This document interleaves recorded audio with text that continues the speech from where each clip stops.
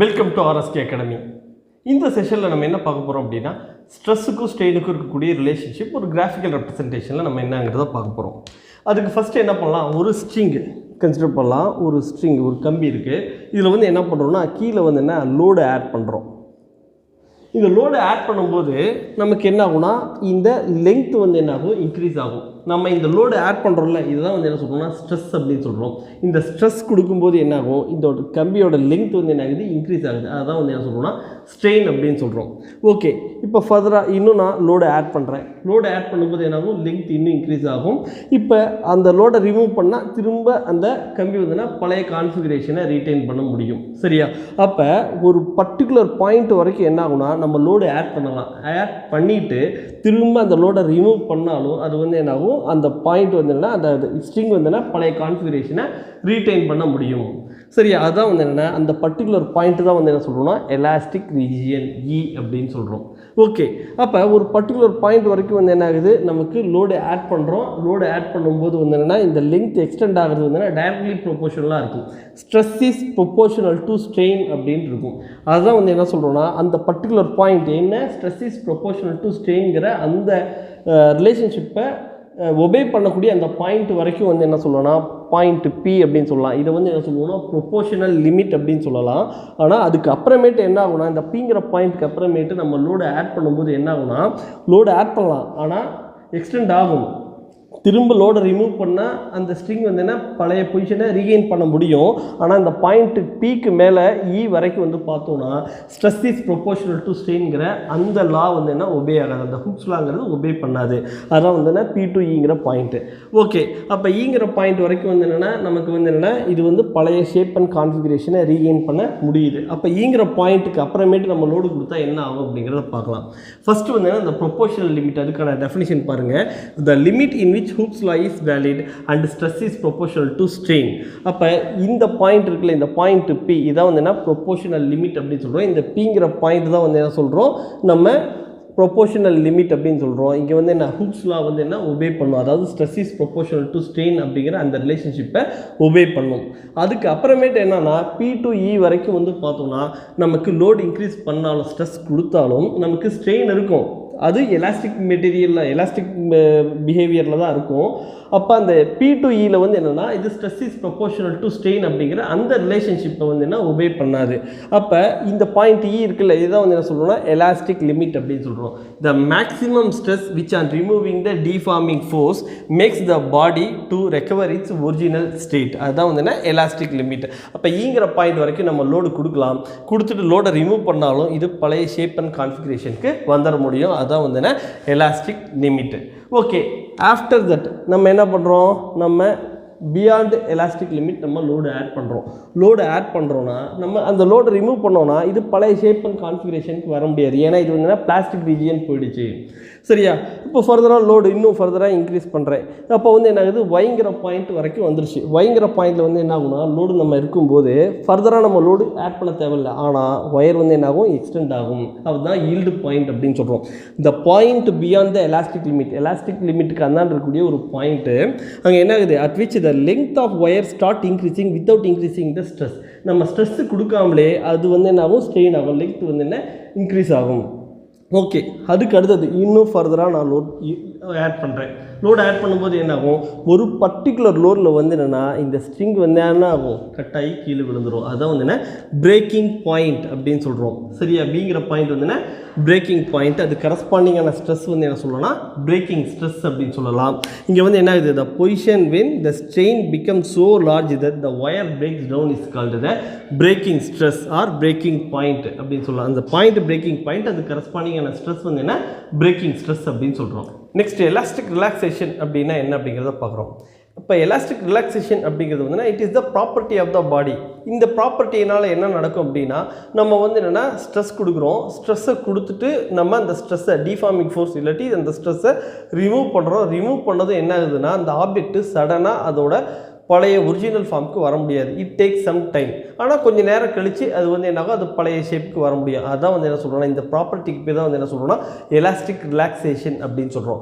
பாருங்கள், the property by which of which the body does not regain its original form immediately after removing the deforming force but gains it after some time. அதான் வந்து என்ன elastic relaxation அப்படின்னு சொல்கிறோம். Next elastic fatigue அப்படின்னா என்ன?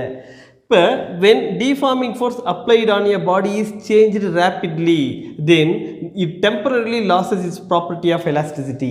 நம்ம என்ன பண்ணுறோம், deforming force சடனாக சேஞ்ச் பண்ணுறோம். சடனாக சேஞ்ச் பண்ணும்போது என்ன ஆகுது, it temporarily loses the property of elasticity. எலாஸ்டிசிட்டிங்கிற ப்ராப்பர்ட்டியே கொஞ்சம் நேரம் இல்லாமல் போயிடும். அதை தான் வந்து என்ன சொல்கிறோன்னா எலாஸ்டிக் ஃபேட்டிக் அப்படின்னு சொல்கிறோம். நெக்ஸ்ட்டு மாடுலஸ் ஆஃப் எலாஸ்டிசிட்டி அப்படின்னா என்னங்கிறத பார்க்கணும். அதுக்கு முன்னாடி ஜஸ்ட் எலாஸ்டிக் லிமிட்னா என்ன அப்படிங்கிறத பார்த்துடலாம். அது ஏற்கனவே நம்ம பார்த்தது தான், இருந்தாலும் ஒரு ரிவிஷன் பார்த்துட்டு அதுக்கப்புறமேட்டு ஹுக்ஸில் என்னங்கிறத பார்த்துட்டு மாடுலஸ் ஆஃப் எலாஸ்டிசிட்டி அப்படின்னா என்னங்கிறத பார்க்கலாம். பாருங்கள், first elastic limit. It is the maximum stress from which an elastic body will recover its original state after removal of the deforming force.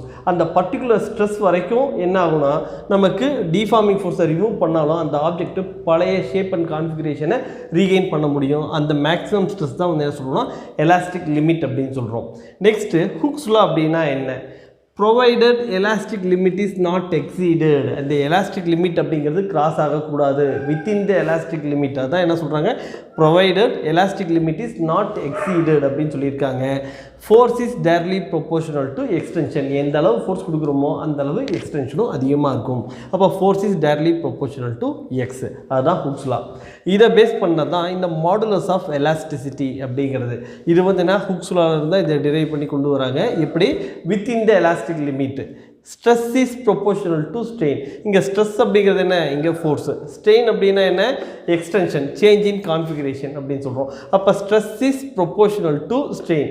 அதை ஈக்குவேட் பண்ணுறதுக்கு என்ன பண்ணுறோம், ஒரு கான்ஸ்டன்ட் சப்ஸ்டியூட் பண்ணுறோம். அப்போ ஸ்ட்ரெஸ் இஸ் ஈக்குவல் டு என்ன, constant into strain. இல்லைனா stress by strain is equal to என்ன சொல்லலாம், கான்ஸ்டன்ட் அப்படின்னு சொல்லலாம். இந்த கான்ஸ்டன்ட் தான் என்ன சொல்லணும், மாடுலஸ் ஆஃப் எலாஸ்டிசிட்டி அப்படின்னு சொல்கிறோம். இப்போ இந்த மாடுலஸ் ஆஃப் எலாஸ்டிசிட்டி இதுக்கான யூனிட் வந்து என்னென்னு பார்த்தோம்னா, ஸ்ட்ரெயினுக்கு யூனிட் கிடையாது, ஸ்ட்ரெஸ்ஸுக்கு என்ன யூனிட்டோ அதுதான் மாடுலஸ் ஆஃப் எலாஸ்டிசிட்டிக்கான யூனிட்டும். அப்போ இதுக்கான யூனிட் வந்து பாருங்கள், ஸ்ட்ரெஸ்ஸுக்கான unit newton per metre square இல்லைனா பாஸ்கல். அதே தான் வந்து என்னென்னா இந்த மாடுலஸ் ஆஃப் எலாஸ்டிசிட்டிக்கான யூனிட்டும். அப்போ இதுக்கான டைமென்ஷனல் ஃபார்முலா என்னென்னா, ஸ்ட்ரெஸ்ஸுக்கான டைமென்ஷனல் ஃபார்முலா தான் இருக்கும், ml⁻⁻1 T⁻⁻2. ஓகே, இப்போ மாடுலஸ் ஆஃப் எலாஸ்டிசிட்டியில் நிறைய டைப்ஸ் இருக்குது, 3 டைப் இருக்குது. என்னென்ன டைப் அப்படிங்கிறத பார்க்கலாம். ஃபஸ்ட்டு வந்து என்ன, யங்ஸ் மாடுலஸ். அதுக்கு அடுத்தது பல்க் மாடுலஸ். தேர்டு வந்து என்னென்னா modulus of rigidity or rigidity modulus அப்படின்னு சொல்லுவோம். ஓகே, இப்போ இந்த யங்ஸ் மாடுலஸ் அப்படின்னா என்ன? யங்ஸ் மாடுலஸ் அப்படிங்கிறது வந்து என்னென்னா normal stress divide by normal strain. அதாவது force by area divide by change in length divide by original length. இது எப்படி எதுனா FL divide by A into delta L அப்படின்னு சொல்லலாம். இப்போ ஒருவேளை இது இப்போ நம்ம வந்து ஒரு ஸ்ட்ரிங் இல்லாட்டி ஒரு கம்பி யூஸ் பண்ணும்போது பார்த்தோம்னா அதோட கிராஸ் செக்ஷனல் ஏரியா வந்து என்ன, அதோட ரேடியஸ் ஆராக இருக்கும்போது அதோட கிராஸ் செக்ஷனல் ஏரியா πr² அப்படின்னு இருக்கும். So Young's modulus y is equal to FL divide by πr² into delta L. இதுதான் வந்து என்ன ரொம்ப இம்பார்ட்டன்ட் ஃபார்முலா. இந்த ப்ராப்பர்ட்டிஸ் ஆஃப் மெட்டீரியல் எலாஸ்டிசிட்டியில் வந்து பார்த்தோம்னா ரிப்பீட்டடாக யங்ஸ் மாடுலஸ் பல்க் மாடுலஸில் தான் கொஷின்ஸு கேட்குறாங்க. அதனால் இந்த ஃபார்முலாவை நல்லா பார்த்துக்கோங்க, ரொம்ப important formula. Next bulk modulus அப்படின்னா என்ன?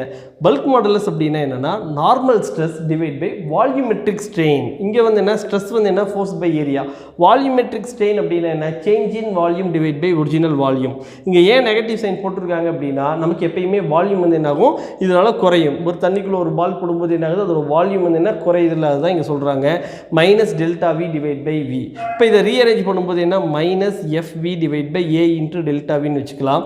இதை ரீஅரேஞ்ச் பண்ணிடலாம் எப்படி, -V இந்த ஃபோர்ஸ் பை ஏரியா தனியாக 1/ΔV தனியாக வச்சுக்கலாம். இந்த ஃபோர்ஸ் பை ஏரியாவுக்கு பதிலாக வந்து என்ன, ப்ரெஷர் எழுதிக்கலாம். அப்போ -V into ΔP divide by ΔV. இதுதான் வந்து என்ன bulk modulus. Inverse of the bulk modulus அதை வந்து என்ன சொல்கிறோம்னா கம்ப்ரெசிபிலிட்டி அப்படின்னு சொல்கிறோம். இது 1 மார்க் கொஷின்ஸில் கேட்கலாம். நெக்ஸ்ட் வந்து பாருங்கள், modulus of rigidity. Rigidity modulus அப்படின்னா என்ன, shearing stress divide by shearing strain. அப்போ force by area divide by theta. இந்த தீட்டா தான் என்ன, delta L divide by L அப்படின்னு சொல்கிறோம். அப்போ FL divide by A into delta L. இந்த ஃபார்முலா வேறு, இந்த ஃபார்முலா வேறு. இந்த L பை டெல்டா எல் வேறு மீனிங், இந்த L பை டெல்டா எல்ங்கிறது வேறு மீனிங். ஓகே, இது ஆல்ரெடி உங்களுக்கு எக்ஸ்பிளைன் பண்ணியிருக்கேன். பார்க்காதவங்க லாஸ்ட் வீடியோவில் நம்ம அதை எக்ஸ்பிளைன் பண்ணியிருக்கோம் பாருங்கள். நெக்ஸ்ட் பாய்சன்ஸ் ரேஷியோ அப்படின்னா என்ன அப்படிங்கிறத பார்க்கலாம்.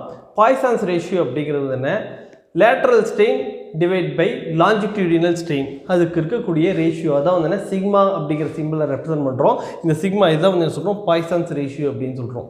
இப்போ லேட்ரல் ஸ்ட்ரெயின் அப்படின்னா என்னென்னா minus delta D divide by D, longitudinal ஸ்ட்ரெயின்னா delta L divide by L. அதாவது ஃபஸ்ட்டு ஒரு ஒயர் இருக்குது, இதோட டயாமீட்டர் டி, இதோட லெங்த் எல் அப்படின்னு வச்சுக்கலாம். இப்போ என்ன பண்ணுறோன்னா ஒரு ஒயர் போட்டு இதோட ஒரு லோடு போட்டு இதை எக்ஸ்டெண்ட் பண்ணுறோம். ஒயரோட லெங்த் இன்க்ரீஸ் ஆகும்போது என்ன ஆகுனா நமக்கு டெல்டா எல் அப்படிங்கிற அளவுக்கு லெங்த் இன்க்ரீஸ் ஆகும்போது ஆட்டோமேட்டிக்காக இதோட டயாமீட்டர் குறையும். எவ்வளவு குறையுது, D minus delta D, delta டிங்கிற அளவுக்கு குறையுது. இது குறையுதுனால மைனஸ் டெல்டா டிங்கிறத போடுறோம். அதுதான் வந்து இங்கே minus delta D divide by D, இதுதான் வந்து லேட்ரல் ஸ்ட்ரெயின். நெக்ஸ்ட் லாஞ்சிடியூடினல் ஸ்ட்ரெயின்ங்கிறது வந்து என்ன, change in length divide by original length, அதுதான் வந்து லாஞ்சிடியூடினல் ஸ்ட்ரெயின். இதான் வந்து என்ன சொல்கிறோம்னா minus delta D divide by D into L divide by delta L அப்படின்னு போடுறோம். இதான் வந்து பாய்சன்ஸ் ரேஷியோ. இந்த சிக்மா பாய்சன்ஸ் ரேஷியோட வேல்யூ எவ்வளோ இருக்குன்னா 0.2லேருந்து 0.4 வரைக்கும் இருக்கும். இப்போ next relationship among elastic constants. Elastic constants வந்து என்னென்ன சொல்லலாம்னா Young's modulus, bulk modulus, rigidity modulus and Poisson's ratio, இதெல்லாம் என்ன சொல்லலாம்னா எலாஸ்டிக் கான்ஸ்டன்ட்ஸ் அப்படின்னு சொல்லலாம்.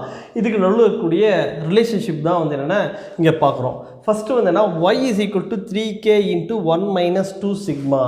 இங்கே வந்து பாருங்கள் Young's modulus, bulk modulus, Poisson's ratio இருக்குது. ஆனால் இந்த இடத்துல வந்து என்ன மிஸ் ஆகுது, ஈட்டா ரிஜிடிட்டி மாடுலஸ் அப்படிங்கிறது மிஸ் ஆகுது. அதுக்கு அடுத்தது Young's modulus y is equal to 2 eta into 1 plus sigma, இந்த இடத்துல பல்க் மாடுலஸ் மிஸ் ஆகுது. அதுக்கு அடுத்தது வந்து என்ன, sigma is equal to 3k minus 2 eta divide by 2 eta plus 6k. இங்கே வந்து பார்த்தோம்னா யங்ஸ் மாடுலஸ் மிஸ் ஆகுது. அதுக்கு அடுத்தது 9 பை y is equal to 1 by k plus 3 by eta, இந்த இடத்துல பாய்சான்ஸ் ரேஷியோ மிஸ் ஆகுது. அப்போ வந்து என்னென்னா எனி 3 எலாஸ்டிக் கான்ஸ்டன்ட்ஸ்க்கு நடுவில் தான் இந்த ரிலேஷன்ஷிப் கொடுத்துருக்காங்க. இந்த ரிலேஷன்ஷிப் வந்து என்ன நம்ம மெமரைஸ் பண்ணிக்கணும், போட்டு ப்ராக்டிஸ் பண்ணிக்கோங்க. இதோட வெவ்வேறு ஃபார்ம் எப்படி இருக்கலாங்கிறது கொஞ்சம் ப்ராக்டிஸ் பண்ணுங்கள். Work done in a stretched wire இல்லைனா எலாஸ்டிக் பொட்டன்ஷியல் எனர்ஜி அப்படின்னா இந்த கான்செப்டில் பார்க்கலாம். இப்போ ஒரு ஒயர் இருக்குது, இந்த ஒயருக்கு வந்து என்ன எஃப் அப்படிங்கிற ஒரு ஃபோர்ஸ் கொடுக்கும்போது எக்ஸ் அப்படிங்கிற அளவு இது எக்ஸ்டெண்ட் ஆகுது. அப்போ இங்கே நடந்த work done in a stretched wire என்னென்னா W is equal to half into F into X அப்படின்னு சொல்லலாம். இல்லை எஃப் அப்படிங்கிறது அப்ளை பண்ணக்கூடிய லோடு, எக்ஸ் அப்படிங்கிறது வந்து எக்ஸ்டென்ஷன் இந்த ஒயர். இப்போ இந்த ஒயர் இருக்குது அப்படின்னா இந்த ஒயருக்குன்ட்டு ஒரு லெங்த் எல் இருக்கும், இதுக்கு ஒரு கிராஸ் செக்ஷனல் ஏரியா இருக்கும். இது ரெண்டையும் மல்டிப்ளை பண்ணால் இந்த ஒயரோட வால்யூம்ங்கிறது கிடைக்கும். இப்போ இந்த வால்யூமால் என்ன பண்ணுறேன், மல்டிப்ளை பண்ணி டிவைட் பண்ணுறேன். அப்போ half fx into v divide by v. நமக்கு இந்த வால்யூம் வியோட வேல்யூ என்னங்க, area of cross section of the wire into length of the wire அப்படிங்கிறது தெரியும். டினாமினேட்டரில் மட்டும் என்ன பண்ணுறேன், விக்கு பதிலாக a இன்ட்டு எல் அப்படிங்கிற சப்ஸ்டியூட் பண்ணிக்கலாம். இதை ஜஸ்ட் ரீஅரேஞ்ச் பண்ணிடலாம். half into f divide by a into x divide by l into v அப்படின்றதுலாம். இதில் ஃபோர்ஸ் பை ஏரியா f பை a is nothing but stress, x by l extension in length divide by original length, இது என்ன கொடுக்கும், strain அப்படிங்கிறது கொடுக்கும், into v. இதான் வந்து என்ன work done in a stretched wire. Okay, இப்போ work done divide by volume of the wire பார்த்தோன்னா அது என்ன கொடுக்கும்னா எனர்ஜி டென்சிட்டி அப்படிங்கிறது கொடுக்கும். அப்போ energy density is equal to என்ன, half into stress into strain, இதான் வந்து என்ன எனர்ஜி டென்சிட்டி. நெக்ஸ்ட்டு இந்த எனர்ஜி டென்சிட்டியோட வேறு format in terms of Young's modulus எப்படி பார்க்கலாம்னா, யங்ஸ் மாடுலஸ் ஒய்யோட வேல்யூ நமக்கு தெரியும், ஸ்ட்ரெஸ் டிவைட் பை ஸ்ட்ரெயின் அப்படிங்கிறது தெரியும். அப்போ இது வந்து ஸ்ட்ரெஸ் இஸ் ஈக்குவல் டு என்ன சொல்லலாம், Y into strain, Young's modulus into strain. அப்போ அதை சப்ஸ்டியூட் பண்ணும்போது என்ன, ஸ்ட்ரெஸ்ஸுக்கு பதிலாக ஒய் இன்ட்டு ஸ்ட்ரெயினுங்கிறத இங்கே சப்ஸ்டியூட் பண்ணுறோம். சப்ஸ்டியூட் பண்ணும்போது energy density is equal to என்ன, half Y into strain square அப்படிங்கிறது கிடைக்கும். அதே இது ஸ்ட்ரெயினுக்கு பதிலாக வந்து என்ன பண்ணலாம், ஸ்ட்ரெஸ் டிவைட் பை ஒய். பாருங்கள், இந்த ஸ்ட்ரெயினுக்கு பதிலாக ஸ்ட்ரெஸ் டிவைட் பை ஒய் அப்படிங்கிற சப்ஸ்டியூட் பண்ணலாம். சப்ஸ்டியூட் பண்ணும்போது எனர்ஜி டென்சிட்டி என்ன கிடைக்கும், half into stress square divide by Y அப்படிங்கிறது கிடைக்கும். இது வந்து என்னென்னா எனர்ஜி டென்சிட்டியோட வேறு ஃபார்மெட்டு. நெக்ஸ்ட் பிரேக்கிங் ஃபோர்ஸ் அப்படின்னா என்னென்னா, breaking stress into area of cross section of the wire, அதான் வந்து என்ன பிரேக்கிங் ஃபோர்ஸ் அப்படின்னு சொல்கிறோம். ஓகே, இப்போ இந்த வீடியோவில் வந்து என்னென்னா எலாஸ்டிக் ப்ராப்பர்ட்டிஸ் ஆஃப் மேட்டர், அதில் வந்து எலாஸ்டிசிட்டிங்கிற கான்செப்ட் கம்ப்ளீட்டாக முடியுது. நெக்ஸ்ட் வீடியோவில் இதில் என்னெல்லாம் ப்ராப்ளம்ஸ் கேட்டிருக்காங்க அப்படிங்கிறத நம்ம பார்க்கலாம்.